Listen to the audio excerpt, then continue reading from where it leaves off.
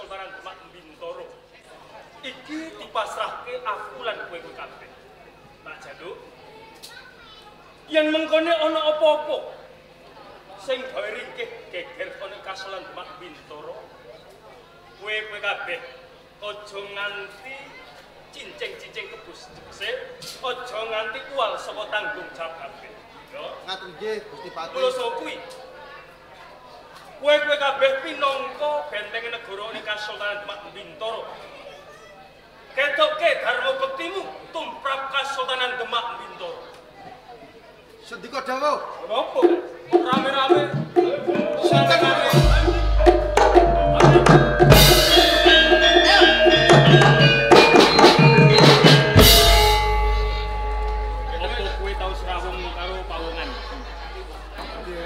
Ketingalipun kok niki siswa-siswa saking Semarang. Oh ngono. Nggih. Kowe kabeh njung nganti kendhat ing kaprayitna. Siapa ing ganti? Wis ta ndoro. Menawi mboten klentu Gusti Patih ono salam. Pancen ora klir. Aku warangka saka Kasultanan Demak Bintoro Wonosalam. Ora ateges aku pangkling lawan. Aku uga rada lali.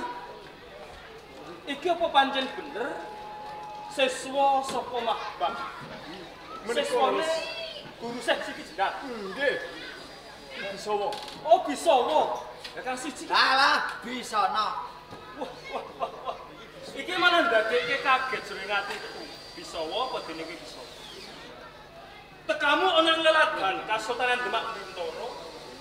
Iki mung ora kaijinan. Malah kaporo diderekke. Perangane para kanca lan ruangmu kabeh. Iki tenane bakal tumuju ngendi? Wangsul. Nun sewu nggih. Iya. Astronipun niku badhe minggah wonten ing Kasultanan Demak Bintoro. Dadi tekamu ana ing leladan Demak iki wong pengen munggah ning pendakian. Nggih, badhe nyocokke kabar. Dadi kowe krungu kabar apa? Lah, kabar ingkang kula tampi mbok bilih Guru Agung Sesi Jenar sak menika niku sedo. Ora kleru. Leres. Pancen gurumu Syekh Siti Jenar iki mati ana ing Kasultanan Demak Bintoro. Pancen kuwi ora kleru, Jan. Bener. Bali. Kula saiki bali piye? Lah wis cecok, sedo. Mergo iki ngepasi dina becik. Iki ayo bareng-bareng macake Yasin utawa tahlil ana ing kubure Guru Agung Syekh Siti. Karepe sampean iki. Yo karepku mbacut. Urusin ana. Sawa. Ketone kaget sakjroning ati kiwon dene gurumu Syekh Siti Jenar mati ana Kasultanan Demak. Kadung. Saiki wis tak wangsuli kabeh pitakonmu. Aku njaluk. Saiki kowe baliyo ana ing Semarang. Kowe ana kabar marang ruangmu kabeh utamane siswa-siswane Siti Jenar kang mapan ana Mahbang apa dene Lemah Bang lan sak wonten ngendi. Nuwun sewu Ndoro Monggo kula ngrumangsani yen kula niku siswanipun Guru Agung Syekh Jenar. Mergo Guru Agung Syekh Siti Jenar kabar ingkang kula tampi napa nggih jisimipun dados asu belanggingan. Ora kleru kabeh kandhang. Gurumu mati jisime saknalika dadi asu yang ingkang. Iku pancen nyoto, Jan. Sinaosa Guru Agung Syekh Siti Jenar jisimipun dados asu belanggingan. Monggo kula ngrumaosi muridipun bodho dipun pinteraken kula badhe nyekar utawi badhe tahlil wonten makamipun Guru Agung Syekh Siti Jenar. Karepmu apik nanging kurang becik. Mergo apa? Marang sapa wae kawula sing kalebu wewengkon ana Kasultanan Demak Bintoro utamane para siswane Siti Jenar iki ora diparengke ngerti alam ujure makome Siti Jenar. Mergo iki wis dadi sarembakan para dewane ulama ana Kasultanan Demak Bintoro saya-saya wis ditapak asmani Kanjeng Sultan Patah. Oh, dados pranataning Demak gantos Pancen kaya ngono kuwi jare. entuk kula mlebet boten entuk nggih kula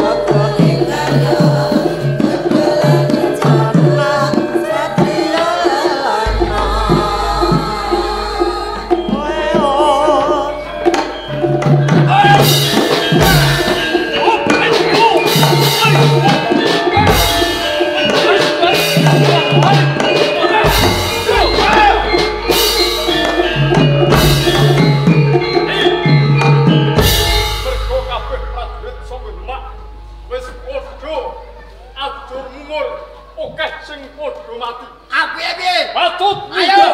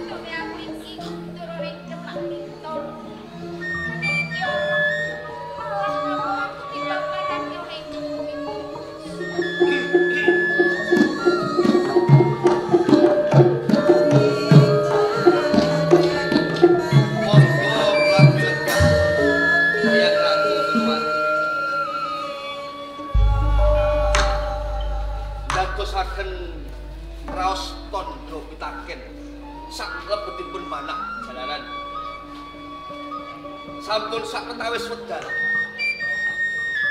Eyang Ratu Dwarawati menika cumandhak wonten ing Panti Kudus. Nanging tansah rengu ing penggalih. Napa to sing ganjel wonten saklebetipun manah. Yes, putu jaman kados pundi? Pengotos sliramu nuwun pirsa babagan tak kira ya sliramu wis ngerti. Yo kene lamun ta saben lakukan setahun-tahun saking astuti. Gua lagi wae kaki kene garwaku Simon Prabu Brawijaya. Aku ora bisa balik. Oh, perkawis menika perkawis atas sedanipun Eyang Prabu Brawijaya. Nggih, kula boten maidu. Kelangan dom kemawon niku njlimet anggenipun Bupati. Napa malih kelangan bojo ingkang dipun tresnani. Nanging Eyang Ratu katuran priksa panjenengan sedinten nangis kaping 1000 bebasanipun. Eyang Prabu Brawijaya mboten saged walaya sak temah jati sak temah. Sampun to. Sing mati ya ben mati. Mbok menawi sampun ginaris. Ngono ya Kirmas.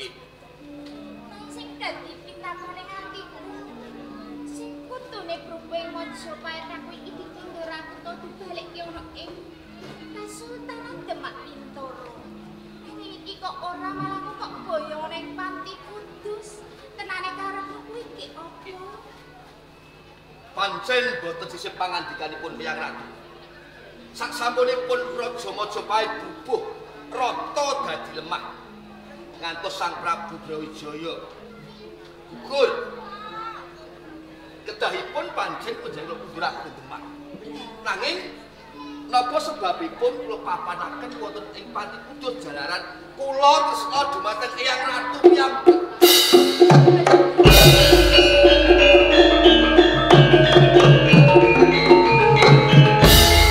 Ing semu kados njolo malah panjenengan sareng kula matur kados sekali. Kene ora aku kaget ya. Tembung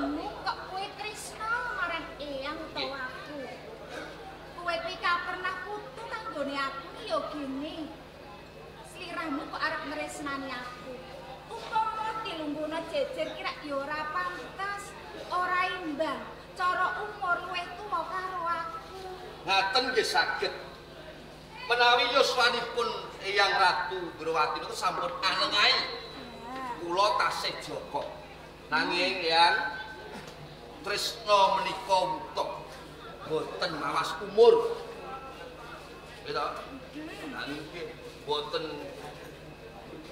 duwe derajat pangkat bondo lan donya boten.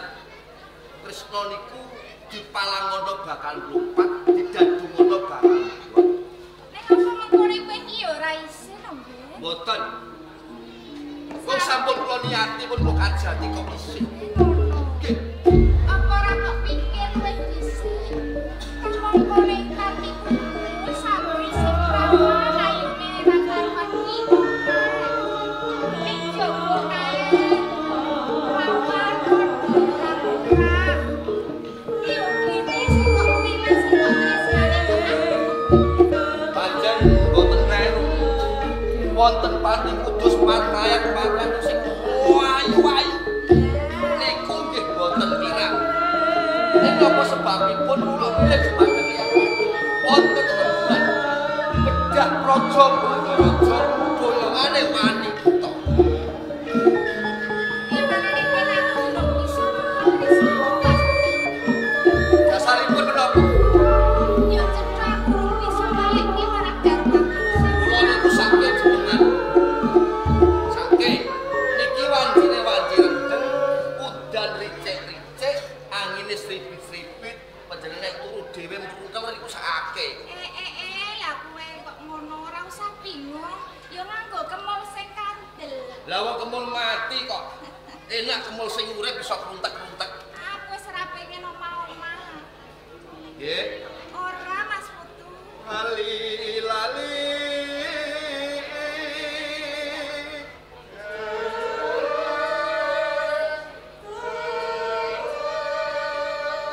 Suyu nggih Rio. Datan bisa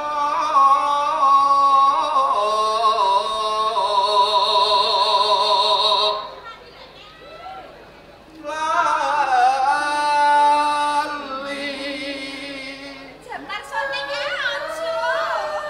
Saru. Nuwun nggih, Mbok mriki. Mangke aja yo, cukup bacotke saru ora pantes.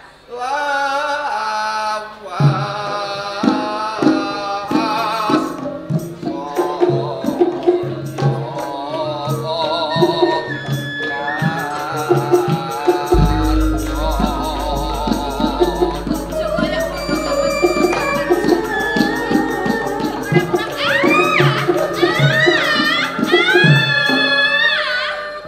jembar Niki lho. lah kok Ampun ten mriku panas. panas ya. Mengke jenengan nek ireng gambleng. Lah pancen yo wis ireng kok. Mengke nek dados bojo kok tambahke sekiken. Lah apa iya?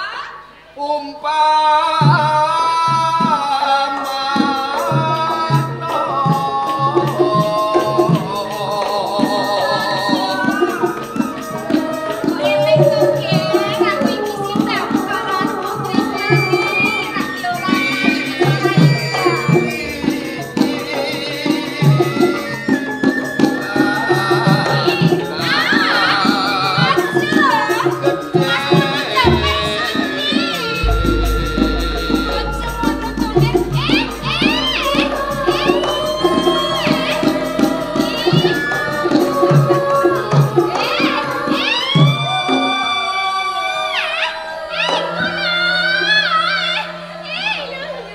Ora dikapa-kapa kok ndae pole tak cemuk. Ayo ora pantes iramu.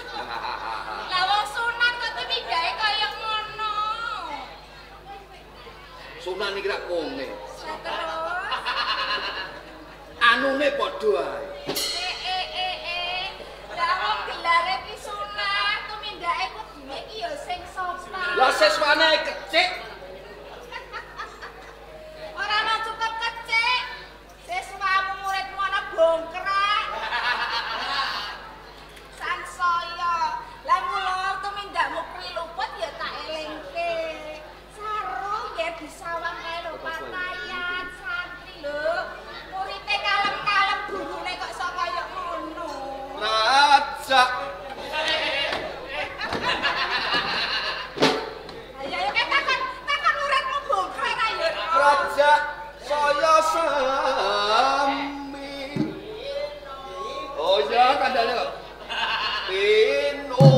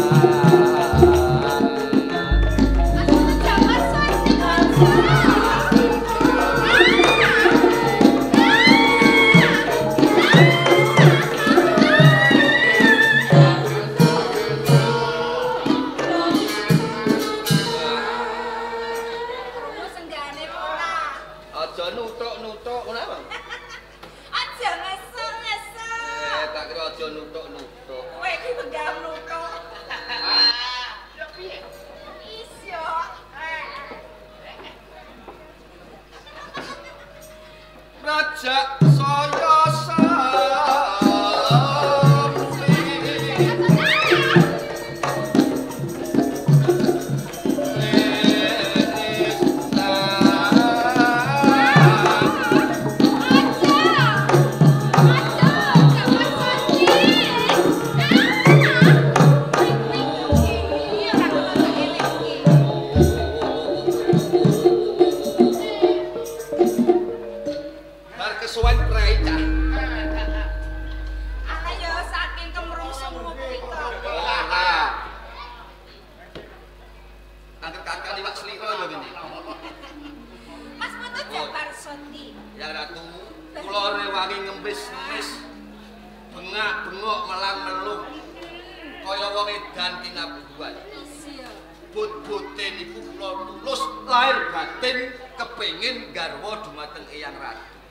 watu hitam nih katos.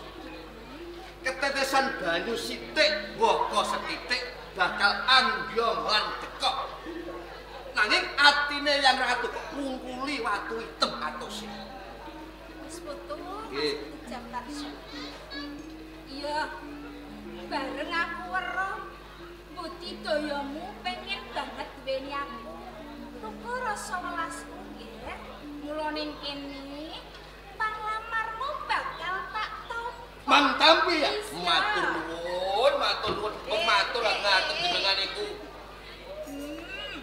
Mbok aja ngono terus ngerangkul. Kula niki pun wayah kudu. Aku saguh nampa. Nggih. Ning kene aku duweni pamundhut. Menika sampun limrah. Pawesti dipun kersakaken priya. Nyuwun bebono menika lumrah. Sing ana tambuhana, sing ora ana takonana. Waton siji. Apa? Ampun mudune lintang lan rembulan. Mantoten jagat niki ana. Mboten kula tukune mboten ngentekno pabrik sukun siji. Ya wis. Pamundhutku gampang kok nggih, ora nganggo angel. Pamundhutku kuwi aku pengen kok payu.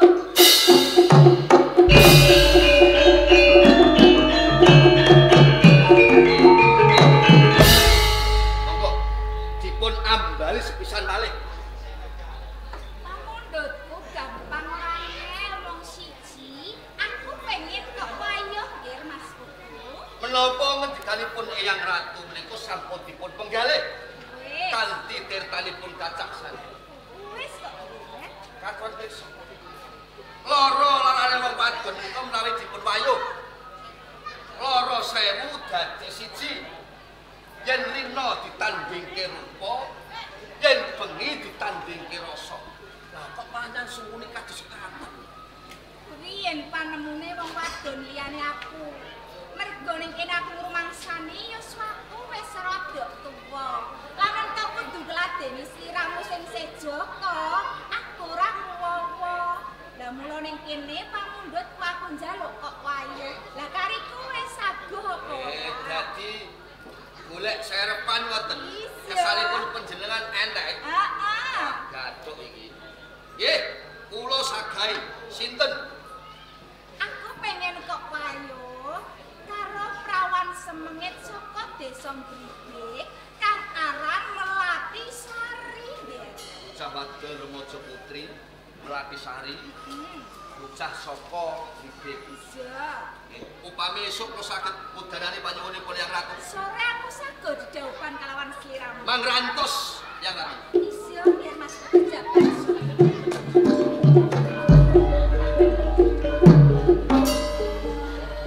Mat. Tumeka ning Gribik. Gribik kesuwan ya. Assalamualaikum. Waalaikumsalam.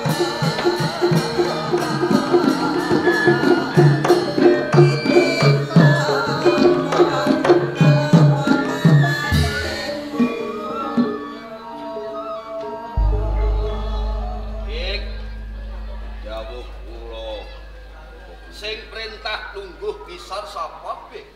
Kula piyambak. Lah wong ana kursi nganggur kok dienggo lungguh ra kena. Boten pantes kula wonten ing Panti Kudus menika namung sak murid. Saru dimulu menawi to kula lenggah wonten ing kos. Dadi keng rumangsani yen murid siswaku nggih upama lungguh kursi dhuwur kira pantes. Nggih. Mergo kowe wong asor derajat. Leres. Nanging deleng-deleng lho, Bik. Napa? Sing perintah iki sapa? Rama Jabar Sudi. Lah nek kowe ora gelem, kuwi malah dosa. Menawi to kula mboten kersa lenggah wonten ing kursi, Kuwi malah dosa. tinimbang kula dosa nggih ampun kula kersa. Ning mboten menapa-napa ta. Sing perintah wong sing di omah kok. Kula ajri yen to kuwalat ngoten niku. Kaget ya, Bik. Pancen leres Rama Jabar Sudi. Nembe kemawon kula nglempak kaliyan santri-santri Iya. dadak wonten dumuginipun santri saking Kudus. Pancen aku sing perintah. Kang supados kula dumugi wonten ing Panti Kudus wonten kawigatosan menapa. Pancen ana kawigaten kang magupane marang kowe. Lajeng wigatosipun ngenani bab perkawis menapa perkawis ngen kula ngaji wonten ing Panti Kudus menika kirang wicaksana, kirang sregep ngoten to Bu. Ora babagan kuwi. Lajeng perkawis menapa? Kowe ra ngerti. Nalika bubuh Majapahit Nggih. sing dadi senopati sapa Bik? Boten wonten sanes nggih Rama Jabar Sudi nggih Jama. Lah, sawise Majapahit bubuh, aku ra duweni putri buyungan. Leres. Yang Ratu Ndorowati. Nggih. Kuwi kudu tak balekke ning Demak. Ning apa sebabe tak papanke ana ing Kudus. Lajeng perkawisipun napa? Mergo aku seneng tresno. Panjenengan seneng Tresno. tresna dumateng eyang panjenengan. Ya. Menika rak sampun pas to. Menawi to panjenengan nika sambungipun kalian eyang panjenengan Dwarawati. Ya. Menika kalebet wayah lan eyangipun sampun pas menawi to panjenengan nika tresna dumateng eyangipun. Tresnaku tumanduk Eyang Ratu Ndorowati kowe kok putu karo Simbah ki ora. Lajeng Nanging sifat abubrayan. nanging menawi dipun timbang menika yuswanipun kacek. Pancen bener wong aku sak putu. Nggih. Ning ora apa-apa wong tresna kok. Tresna ki ra mawas umur. Boten maidu nggih. Wong ati pawitane. Leres. Dheweke sepuku ora gelem. Bareng kaya ngono wis ora kurang anggen rimo. Eyang Ratu ngendika sakecap. Aku gelem. Mok pundhut garwa. Kaki Jabar Sudi ning Eyang Ratu duweni bebono. Lajeng menapa bebanan? Bebanane Rajut Pijes Brono ora. Nanging penjaluke Eyang Ratu kuwi njaluk diwayuh karo bocah remaja putri saka desa Gribik. Dipun wayuh. Mustahil niku. Sampeyan niku ampun aneh-aneh. Aneh-aneh piye? Lho ana wong wadon nek pengen dilapi njaluk diwayu niku. Ngono kuwi wong apik 1001. Kinten-kinten tasih wonten tunggale kula tak nderek. Ora lah Napa? wong siji wae wedi kok. Nggih kula ajris tunggal mawon boten ngentekke. Nah, mula nganti tak timbali aku kepengin takon. Perkawis menawa. Gandeng desa Ngibik kuwi wewengkonmu. Nggih.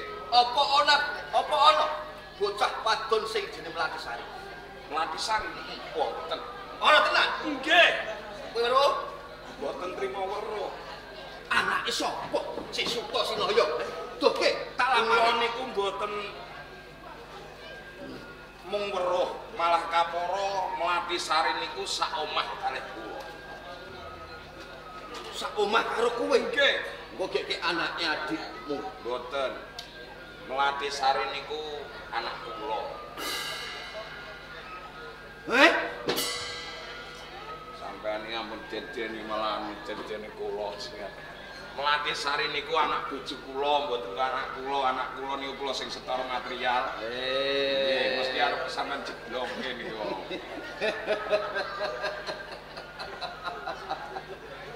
Ampun gocek to. Nah. Iki mah tilas kebenaran. Napa kok? Kalamun Mlatisari kuwi anakmu. Nggih. Gandeng kowe iki maune bajingan gentuk sing bilasi jiwamu aku dadi santri. Leres. Kan soleh gitu. Nggih. Saiki arep dadi maratuaku. Saiki anak sampean Mlatisari kula pake Jenengan ampun gojek. Mlatisari niku anake Ki Ageng Ngibik nggih kula. Namung sak wong desa-desa basan mangane mung trima sega tela turune wonten ing kloso. Lho kok badhe panjenengan pundhut garwa menapa ing mangkenipun boten keduwung ing burinipun? ora kabeh wis tak pituk. Malah aku bakal ngangkat derajatmu. Lho, angel lho. Golek mantu sunat ya. Golek wong sak donya renek. Nanging janjine kedah adil lho nggih. Oh, ya mesti wae kaya ngono. Setunggal tumbaske mobil ya setunggal tumbaske ngoten. Nggih menawi ngaten kersa panjenengan menawi ngersakaken guru kula cetha tiyang pindhaning tiyang sepuh kula nggih badhe kula ulungaken Mlatisari kanthi tangan kula papat. Ya, Kenapa? Papat niku mboten teges tangan kula. tanganmu iki loro. Nggih. Lah kok matur papat? Lha kalih tangane bojo kula ngoten. Alah. Tak kira tangane tanggamu. Menawi ngaten kepareng kula nuwun pamit. Enggal gadhe kula kabari. Ya bateh dulurmu kabari ya. Nggih. Mengko jika dhuwit ning pinggir gudang kayu Kangge Prabiyo nggih. kanggo Prabiyo, jipuk sak kuatmu, sepental jelah, rong pental jelah. Mlete sampean iki. Oh. Wong sonan-sonane ketoprakane ora ndek dhuwit. Menawi ngaten kepareng kula nyuwun pamit. Assalamualaikum. Waalaikumsalam.